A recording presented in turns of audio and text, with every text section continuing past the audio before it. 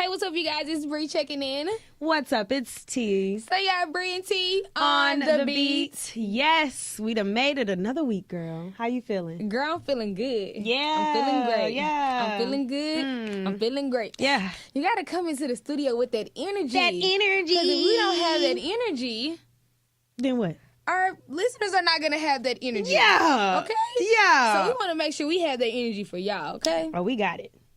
Okay, well, T, so what kind of music you listening to right now? Because I be hearing you over there jamming a little bit, so I'm like... Yeah, girl, you know we all be jamming a little bit. So like, let me get into T playlist. Like, what's really good? Yes, let's talk about some new music or just current music we both listening to right now. First of all, the music comes out so fast. It's so hard to digest all really at once. does. So I take my time. I ain't even gonna lie because I like to listen to albums. But right now I'm listening to Nav. He calls himself the Brown Boy. I just wanted to say that because I always think that's funny.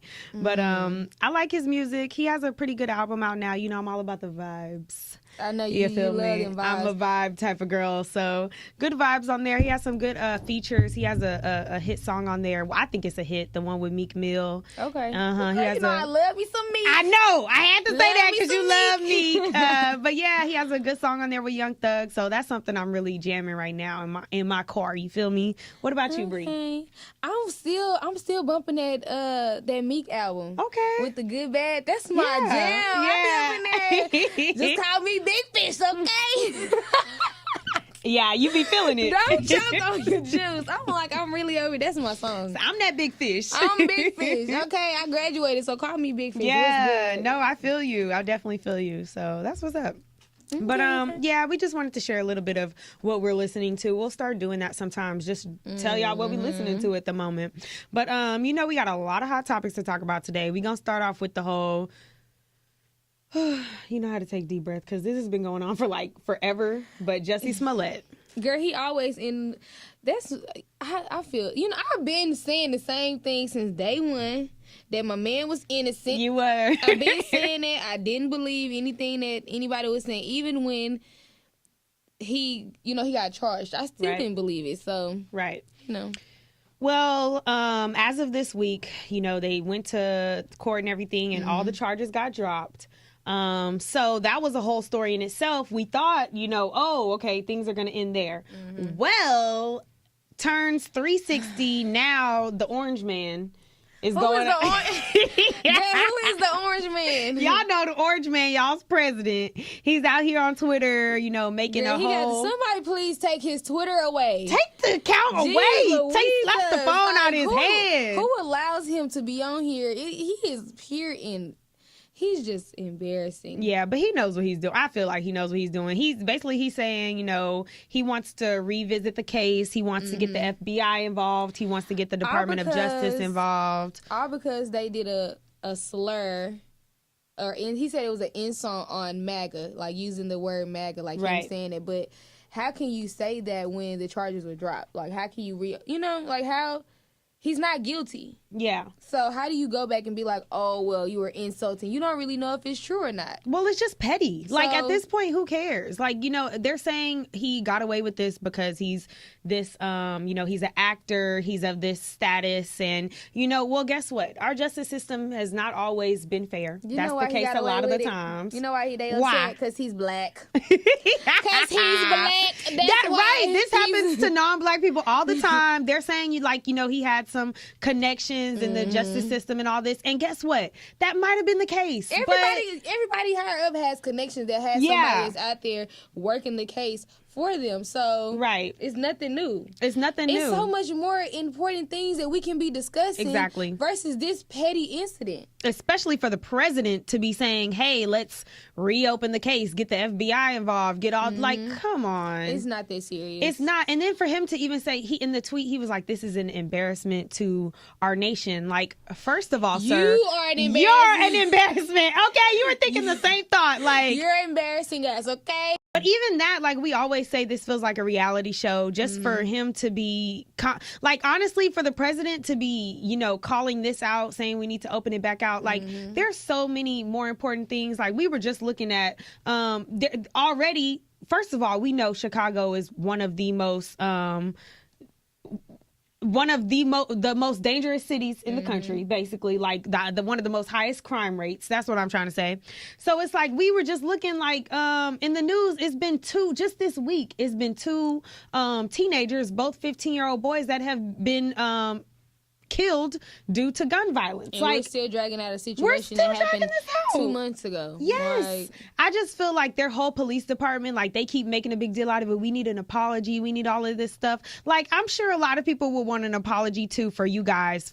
We've already heard stuff in the past about their police department already being shady and stuff like that. So honestly, to me, the whole case was sketchy. On Jesse's part, it was sketchy. And it's like, I already don't trust the police, the system there. So it's like, okay, at the end of the day, nobody got hurt. He was the victim in the situation. Nobody got killed. Nobody. And that's what I was thinking. Like, why are we still talking about this? Like, all because if somebody said something, you out here grabbing women by the vagina, and you like, thank you. Then you talking about somebody insulting the word MAGA. Like, nobody cares. Like, let's move on. Yeah, I just feel like all of that is a distraction. So over it.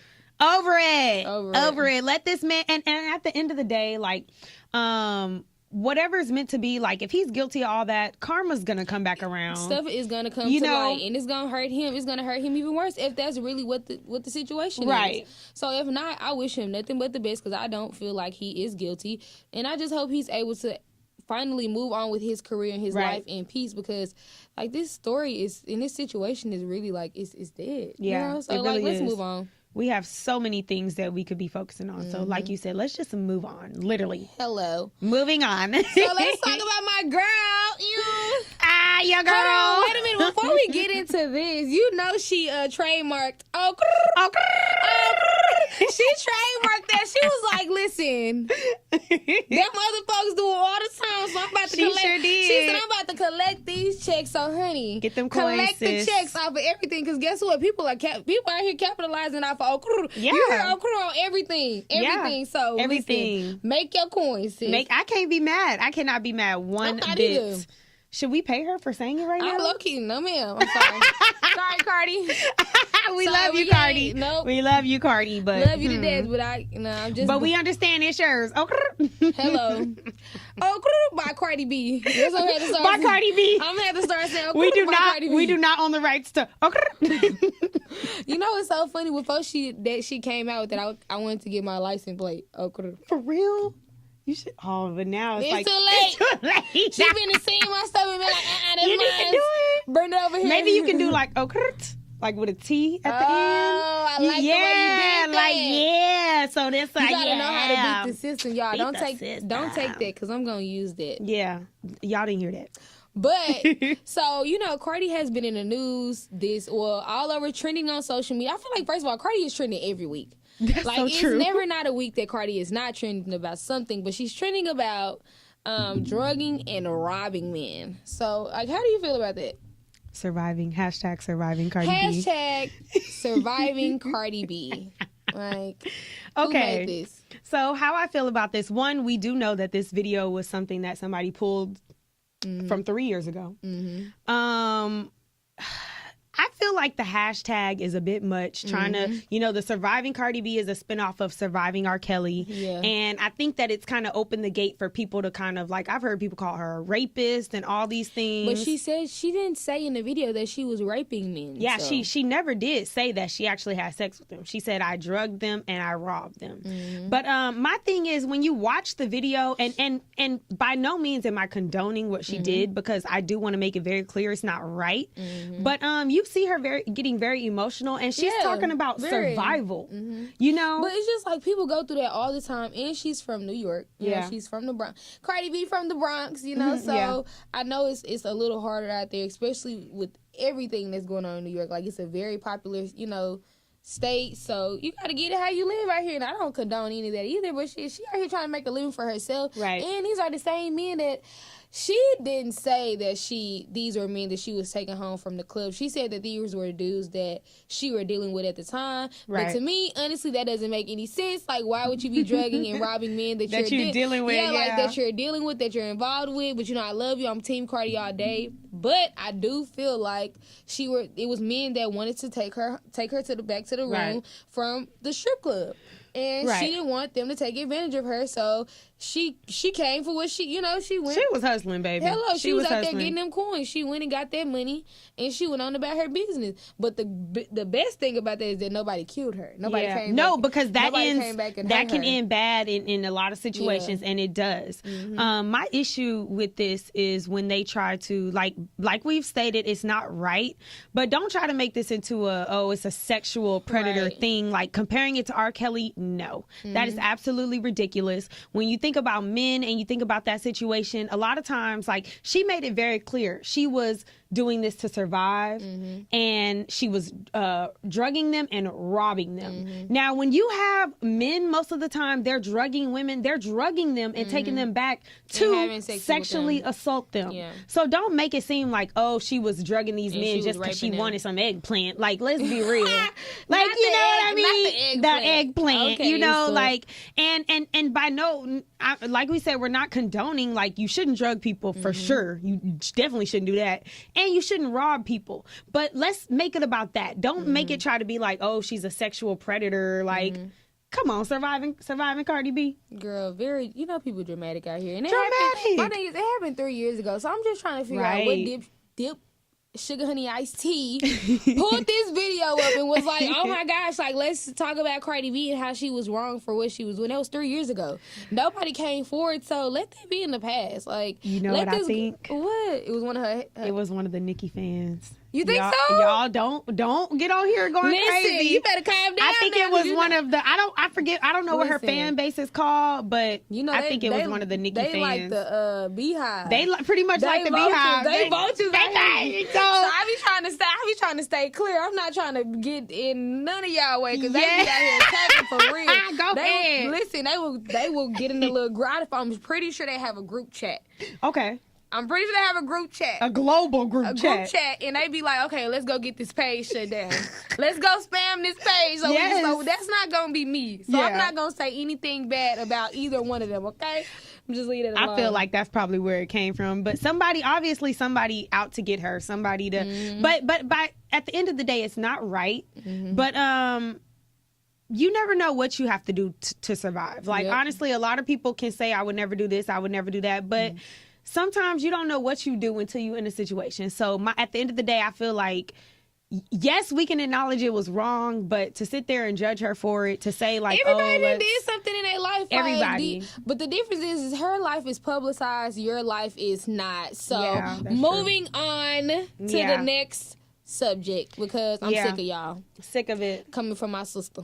Coming from it. Oh, but I do want to say one last thing that I'm glad that, because clearly she got some help. Usually she just be typing herself. You could tell because the words be all spelled wrong, baby. You think her PR I think they helped her this time. Thank God.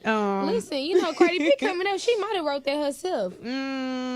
Maybe. But I do appreciate that she was like, she made a great point. Like, rappers speak on their experience. They talk about how they came up selling drugs all the time.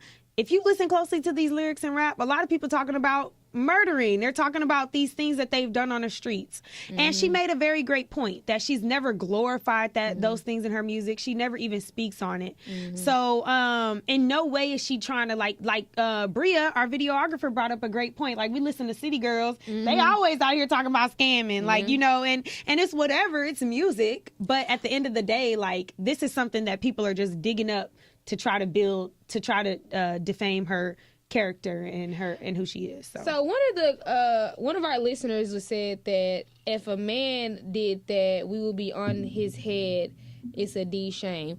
First of all, I feel like we do. Like, we give them we do the same thing for them when they're out here. But hers was more so an emotional side. Right. It was survival. Like, she's saying what she had to do to survive. Exactly. So I cannot compare the two. Like, I just don't compare the two. Like, that's when what a man I feel out like here, too. He drugging and he raping and he doing all this extra stuff. It's different from somebody who out here like crying. No, it's not right. But she didn't rape them. She didn't molest them or anything like that. Yeah, because you can't tell me them men didn't go to the hotel room willingly, like, to have sex. Like, you can't tell me that it's like, when men do that, it's like, okay, I want to take advantage of this woman's sexually. Now, granted, you shouldn't be out here robbing people either, but it's two different crimes. It's two different crimes. Don't try to act like robbing somebody is equivalent to raping somebody. It's two different things. Exactly. Right here up top. Boom. Boop.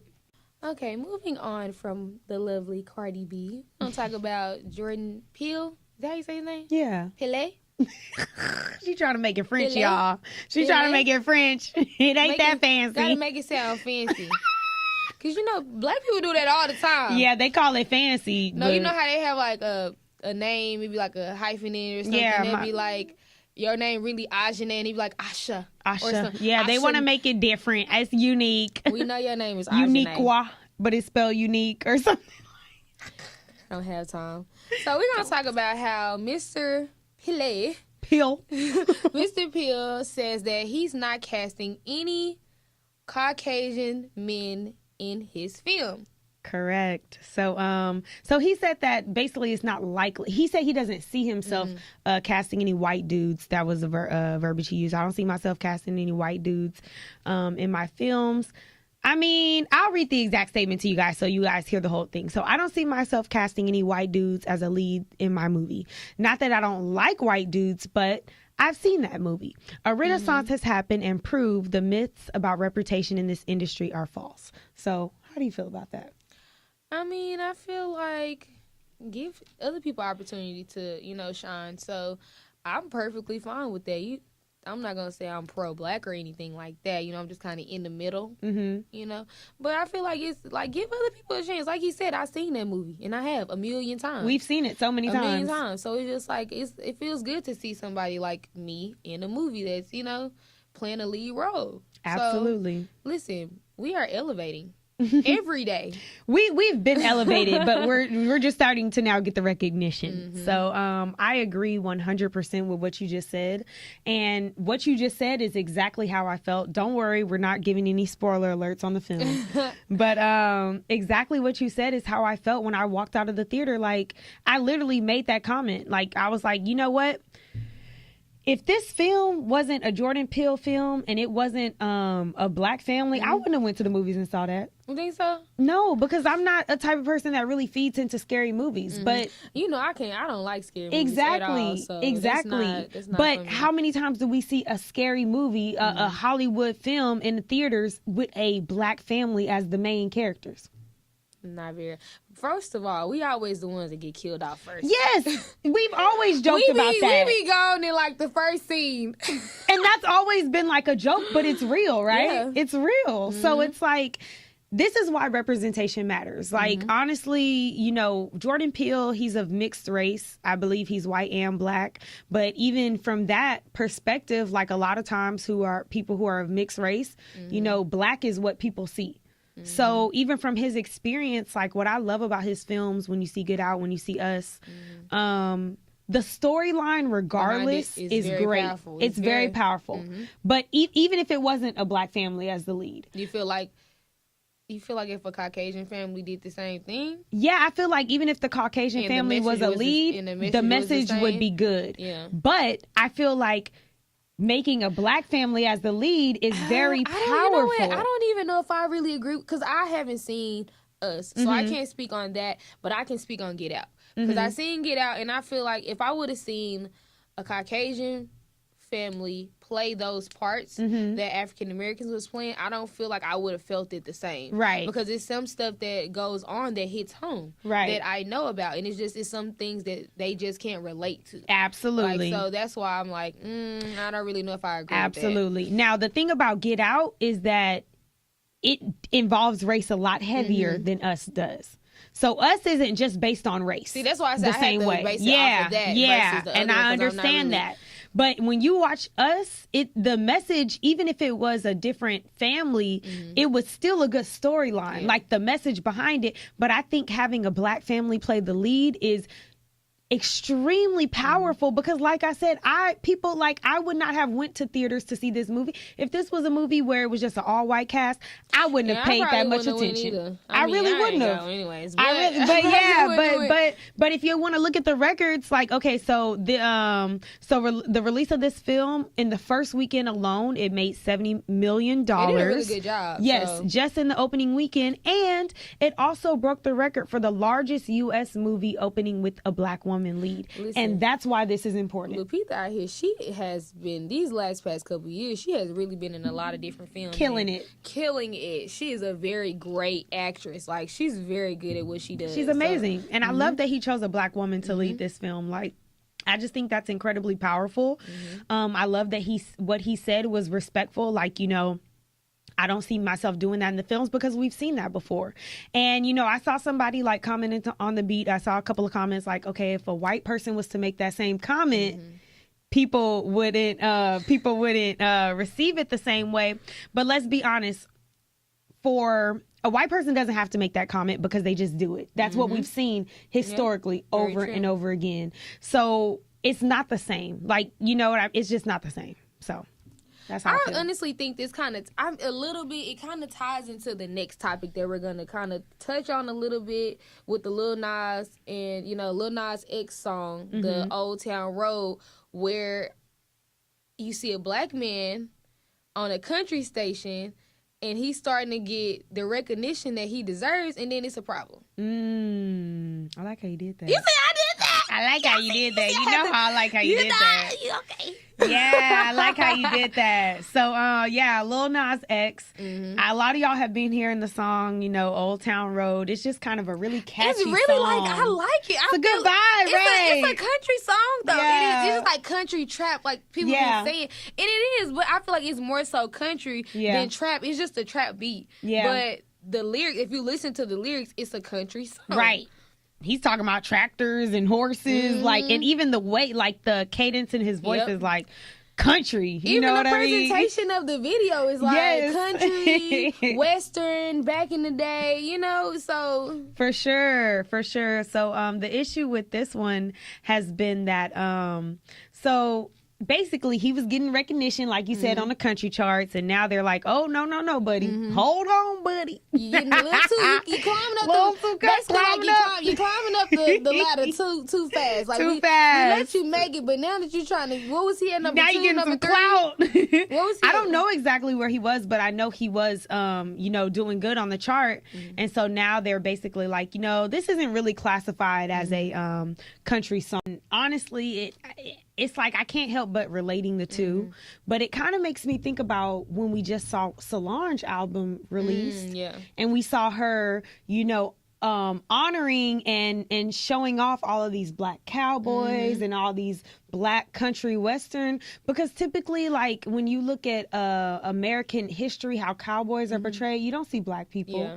But it's like, okay. But this is the norm. Like, this is the norm. We're from Texas. Yes. So we see it. We've seen it, so it's not surprising for us. Even when we heard the song, like, I think this catches on to people in the South really easily, because it's like, that's an easy thing for us to catch on to. Because I feel like it's relatable. Like, this is nothing, oh my gosh, a black person in cowboy, Yes. Like, it's not something. Yes. So, but she was still considered as R&B. Right. So, but her music was R&B. That's what I'm saying, but the music was R&B, but the representation was Western, it showed. And the visuals and all that. It gave a country vibe, Yeah. And it's the same thing for him, but I really think it's the beat that really people are going after. I don't really think it's the song itself. I feel like it's just Lil Nas X, and people are thinking about the song, thinking about the beat, and thinking about the song, and just thinking about the name and thinking about the beat, and it's just like, oh well, no, we don't. That takes away. Yeah, like, this is not really country. Like, this doesn't really fit the MO. Right. But it's just like, what does? Right. What classify as country? Right. Because y'all let a lot of stuff slide when it comes to hip hop. I ain't gonna lie. Hello. Y'all let a lot of stuff slide. We need a bell in here because you hit that one right on the nail. So it's like, if y'all are gonna be that uptight about it with the countryside, where's that same energy when it comes to hip hop? Let's start kicking some people off. Y'all can get knocked to the side. Not even gonna lie, you know what I mean? So it's like, because even a lot of these pop records, they kind of ooze into the hip hop category, and it's like, okay, well, so is it pop or is it hip hop? Like, which one is it? Right, because this song to me, when I listen to it, it's definitely hip hop, but it's definitely it be bold? country. But why can't it just be bold? It definitely like, is. Who made the rule that said that you can't have a little hip hop on the country song? Right. Like, who? Because it jams. When we listen to it, it sounds good. And I just, like we said before, I feel like it was just climbing up the ladder too fast and being the name and the beat, and they're just like, nah, you don't belong here, buddy. He don't really meet the standards, so we're just gonna let him go. So yeah, but if you think about it, like the way music has been changing over the years, a lot of music doesn't just stick to one category. We just saw Ariana Grande. They were like, my lips, I'm popping. My what? You know, they were saying that's pretty boy swag. Like, it follows the same pattern. So it's like a lot of the music of today, it's recycled. It's recycled. None of it is original, and a lot of it is based off of influence of a little bit of everything, a little bit of rock. Even this song was based off of a rock song. Though. Like, I feel like, especially when you're taking from legends and they're okay with it, and you know, you're taking good classic music and you're turning it into something that can relate to the day and age we're in now. I just feel like, shoot, that's an honor, low key. That's creative. So let these people live. Let them live. If he wants to be a country trap, I mean, we ain't never heard of that category before today. Listen. But if that's what you want to do, let him do it. I mean, I don't see nothing wrong with it. I like the song. I think it was genius of him, because it's like, you got us over here jamming to it, and I can imagine people on the countryside are probably like, man, this is cool, like, you know. But it might have been some people that was just like, no, he don't really belong with us, especially with that music. Yeah, bringing in those trap beats. Yeah, but, you know, it is what it is at the end of the day. The culture sees no limits of where the influence goes. Right. So. But I think we had a great conversation today. We talked about Jordan Peele. We talked about Lil Nas. We talked about Jussie Smollett. We talked about our girl Cardi B. And we gave y'all a little hint of what we're both listening to right now. So make sure you guys like, comment, and subscribe to Bree and T on the Beat. And we are out.